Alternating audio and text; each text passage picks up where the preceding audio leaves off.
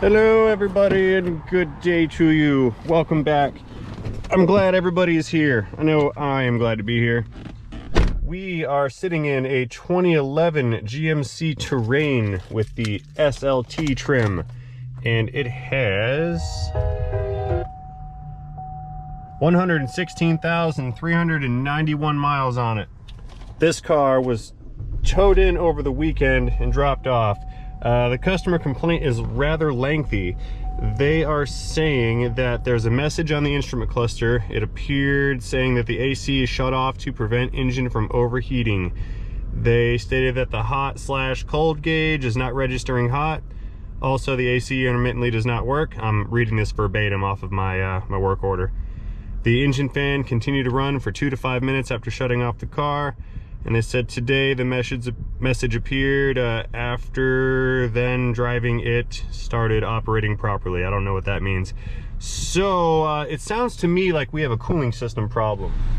Backing out the auto. Powering down. Alright, let's see what we've got here. It has the good old 2.4 liter Ecotec. Okay, let's take a look in here and see if there is in fact any coolant. Survey says yes, there is. Okay. So now that we know that there is in fact coolant in this, let's start this engine, let it come up to operating temperature. While it's doing that, I'm going to plug in the scan tool and see if we have any stored trouble codes that may give us a clue as to what happened here. Let's see. I just heard the AC compressor come on. I'm going to go ahead and throw a thermometer in the dash just to see if this AC is making cold or not. Except I can't get it in the hole. Well, just the tip's gonna have to be good enough. Yeah, I don't like that. There. Come at it from the bottom. Okay, so now we can monitor the AC center vent temp while I'm checking for trouble codes. Okay, coming back around, I see that the fan is running. Just a couple of moments of run time, the gauge has already started to come off of the cold position. All right, looking for codes, display codes. Okay, we've got a P0128 engine coolant temperature below thermostat regulating temp.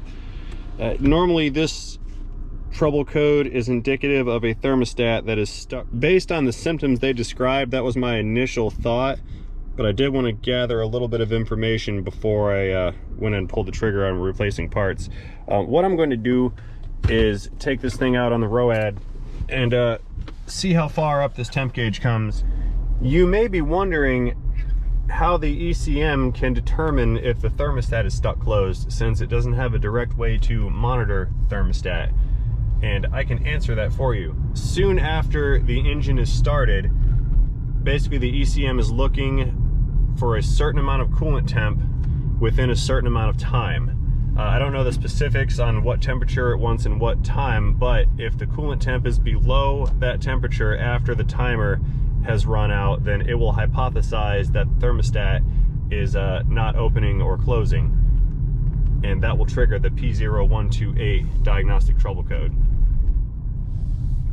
Considering that the definition of this code states that operating temperature is below the threshold, that would mean that there is too much coolant flow present, and it would indicate a thermostat that is stuck open. And based off of this gauge, this thing is running cold, which again is indicative of a thermostat that is stuck open. In other words, it's suffering from too much cooling and it can't reach proper operating temperature. Ultimately, over time, that would rise to the correct operating temp. The way most of these thermostats operate is it's just a spring-loaded valve. Usually in line with one of the coolant hoses or a water neck coming out of the cylinder heads. Once that spring on that particular valve reaches a certain temperature, it will open up. When it opens up, that opens the valve and allows more coolant to flow past the thermostat. And then once the coolant flows past, it cools the spring down, the valve begins to close and it restricts the amount of coolant that's able to flow through. And that is how the engine regulates its temperature.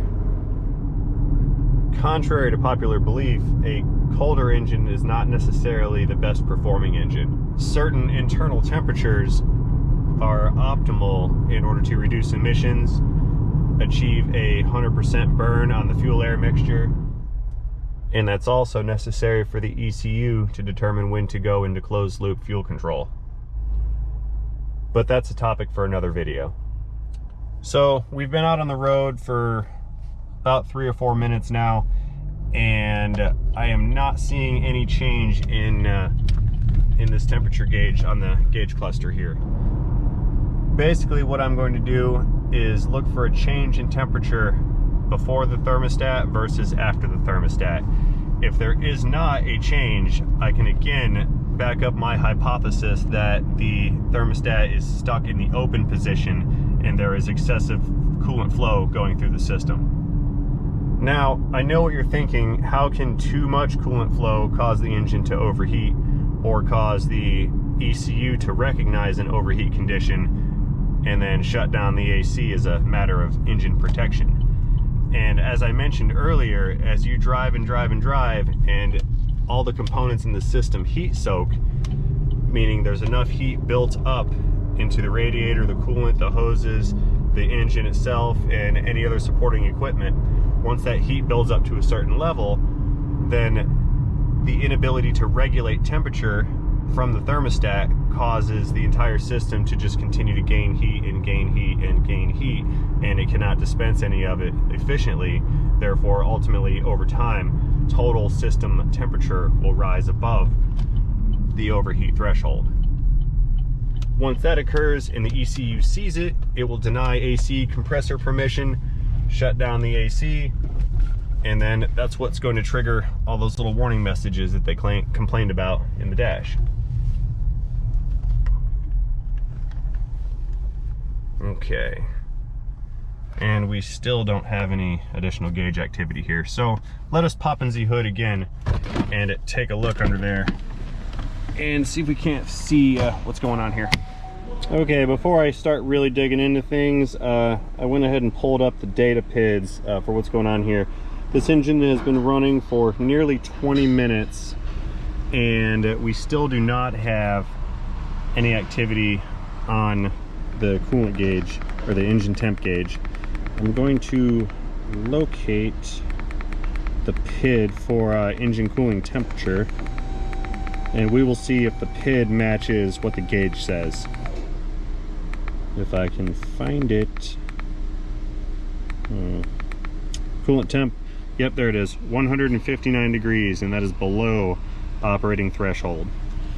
So we are running cooler than we have to be. Let's go back under the hood and check the cooling system to see what kind of flow we have. And the way that I'm going to do that is with my new fancy pants infrared meter.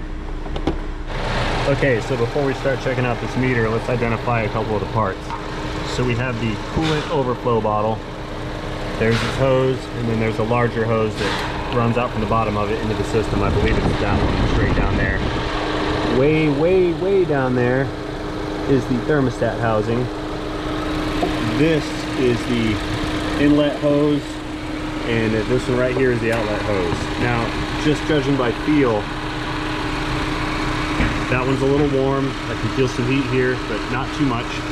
And this one down here is pretty much ambient temperature. I'm not really feeling any heat coming out of this one. So there's hot coolant coming out from the engine, going through the radiator, being cooled off, and cycled right back from the engine rather quickly, and the system's not coming up to its desired temperature. And we can confirm this with the super fancy thermometer.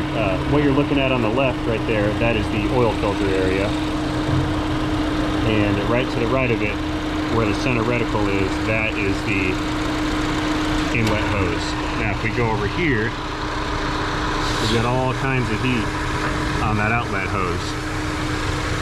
Again, there's heat in the overflow bottle, and there's heat in both of the hoses from the bottle, but the primary return hose is running cool. And I can't see it from up here, but the reason this hose is cool is because there's too much flow going through it because that thermostat down there is stuck open. So what we need to do to repair this vehicle is simply replace that thermostat. They're obviously going to get some new coolant along with the process, and then we can recheck the system to see what kind of changes we got out of the cooling system.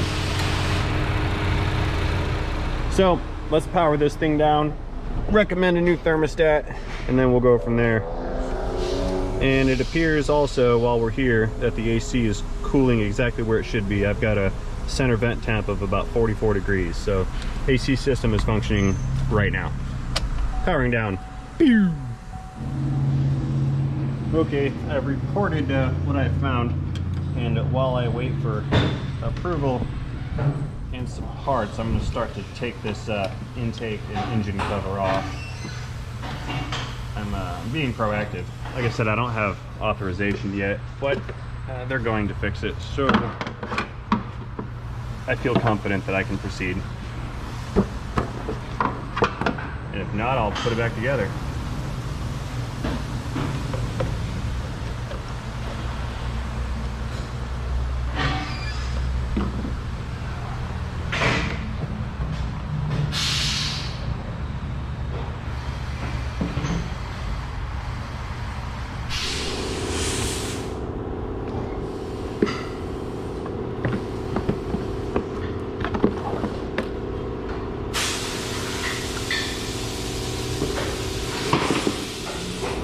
Now, fortunately for me, this particular vehicle happens to have a drain valve on the radiator, way down there. So, let's get some reach going and get this thing drained out. There's that pesky valve right there. Turn. There it goes. Whoa, let it ride.